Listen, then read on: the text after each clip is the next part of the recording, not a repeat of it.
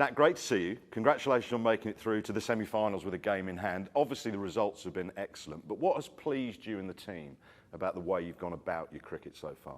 I guess since the start of the tournament, and we had a little tour before that, has sort of been a little bit of a change for us as a group with coaching staff and things like that, but also with the way our mindset has shifted and the way we want to play, especially T20 cricket.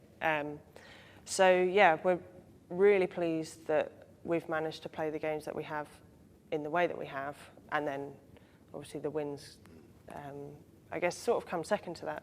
Louis is confident that the way that we play will win us games without us having to think too much about the win or the loss. He's not really too bothered about that, which is, I guess, a nice change to have that pressure taken off you a little bit. So as a group, that's really, I guess, allowed us to have that freedom, especially with the bat. Especially with the bat. So what is the mindset change? How would you just sum it up?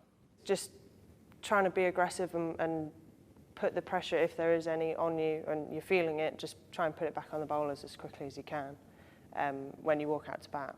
The only real shift is the way we think about batting. It's not really anything to do with skill or anything like that. So it's strange how that sort of change can, I guess, transform a team like us.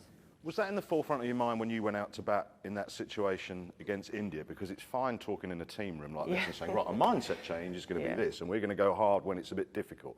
It's quite something else to actually deliver in a game like that. Yeah, and that's the first time we've really been, I guess, obviously, Dunks and Danny have done such a good job for us opening the batting, getting us off to a flyer. So, yeah, that's the first time we've really been put under pressure in the middle order in this new way of thinking about it. So, yeah, I was definitely thinking about it. Yeah, where I could get my boundary, where I could, still look to be positive. I mean, being aggressive, not necessarily, I guess, looking for boundaries all the time. I've really had to sort of battle with looking for boundaries, but also looking for the gaps, looking for twos, looking for singles. Because if I get too caught up in boundaries, I'll hit like 3 dots and then hit a boundary, and then it's not really, it doesn't keep the scoreboard ticking.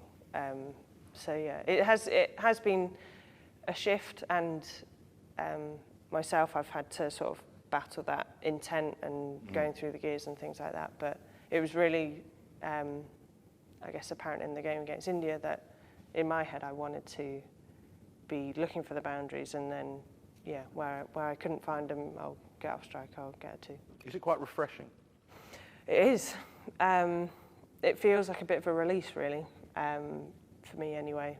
I always sort of see myself as someone who hits boundaries, and right at the start of my career, I was, wanting to clear the ropes, wanting to hit boundaries, and then I went up the order, and then became someone who sort of played through the innings and built a score. I mean, who doesn't love hitting boundaries? I love hitting boundaries. Yeah, I love to try and clear the ropes, and that has really been something that in the last few years has shifted a bit more, just allowing myself to, if there's long on out, knowing that I can hit it over the top of them, and yeah, just going from there really. That's the batting side of it, but how impressed have you been with the 3 spinners? Yeah, they've been massive. I guess in the past we've found it difficult to get all 3 of them in our side at once in the same 11, so it's been really good to have them all, and playing in the day. It seems the wickets have been a little bit slower over here, so they've really controlled the game and been able to take wickets as well through the middle period. Us seamers haven't had such a great time of it, but I'm sure when the time comes we'll be ready. But yeah, that change of mindset with the ball translates to not being defensive and going 4 out straight away, and trying to get in the batter's head a little bit, and always thinking about taking wickets, and that is really, you can see that with the spinners, I think. This change of mindset seems to be filtering through every England cricket team at the minute, doesn't it? Yeah, absolutely. I love watching the guys play test matches at the minute. I mean, I love watching the test matches before, but watching them play now is brilliant, and yeah, it is inspiring. Someone has tried to coin it John Ball, but I'm hearing that. It's got to be Heather Ball, hasn't it? Well, Ben Ball. Yeah. I've heard Baz Ball is off the table, so Heather Ball. What about for the youngsters then coming through? Because it's radically changing times for the women's game.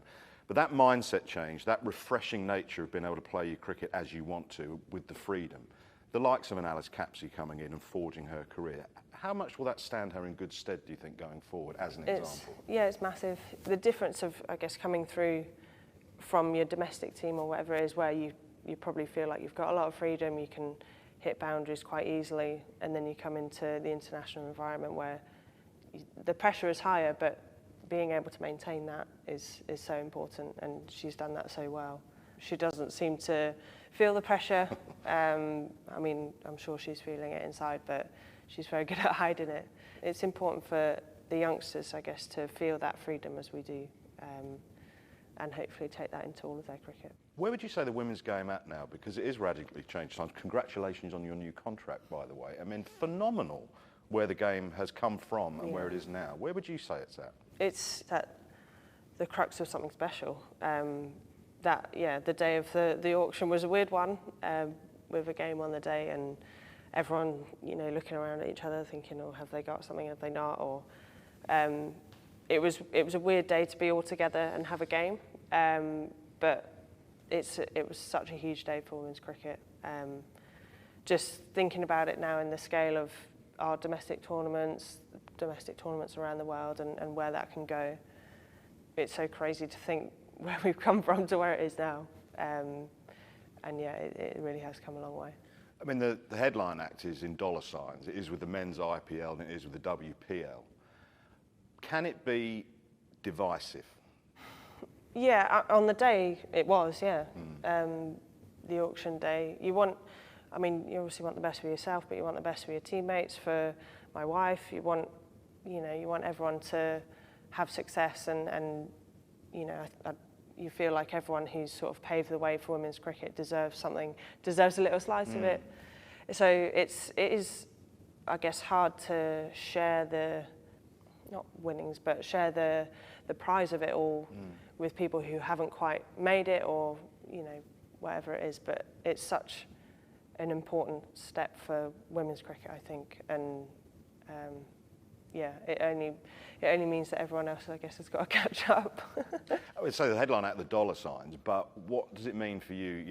There's Women's Big Bash, you've got the 100, to go into that new dressing room and put yourself under a bit of pressure, but also learn from your teammates around you who've come from different environments, different backgrounds. Yeah, exactly. That's been such an impact of every domestic tournament I've played in, whether it's in England or abroad. You get to experience different dressing rooms, experience different people and the way they play, and just learn as much as you can. Obviously, I've watched the IPL for years, and just the madness and the spectacle of it all that the men have. I'm hoping that there's a little bit of that for the women. I'm sure there will be. It's mad to think now, and I'm not really sure until it happens. I don't know if I'm going to really feel the full scale of it, but it's exciting times. Exciting times, but does the game need to be careful? We've seen the squeeze in the men's game with franchise cricket now all the time, putting that squeeze on bilateral cricket, England cricket. Do you think that's something the women's game needs to consider? Yeah, I do. I obviously took a break at the end of the summer last year. I just felt like I was, going around the merry-go-round and not really sure where I was going to get off. So, yeah, I think it does. I think, obviously, in the women's game, in the past we've struggled with the number of people who could play for England, and the domestic structures definitely help that. There's more girls to come through to our squads, and the Under-19 World Cup showed the talent that is there in the younger generation, and hopefully in time that translates to a sort of 50 over side, a T20 side, and people can then take breaks when is necessary. But yeah, hopefully there is room for that. Right, well, you're into the semi-final already, but there is one game still to go. What are the challenges that you will face from Pakistan, and how important is it to keep that winning momentum going? It is.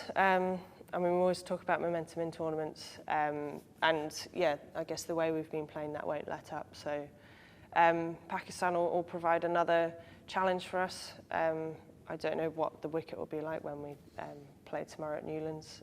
So far it's looked the most, pace and bounce in the wicket there. which might be nice for the seamers, I don't know. But yeah, Pakistan look to have really improved, and they've got some powerful batters in their lineup. And yeah, I guess a team that no one wants to take lightly.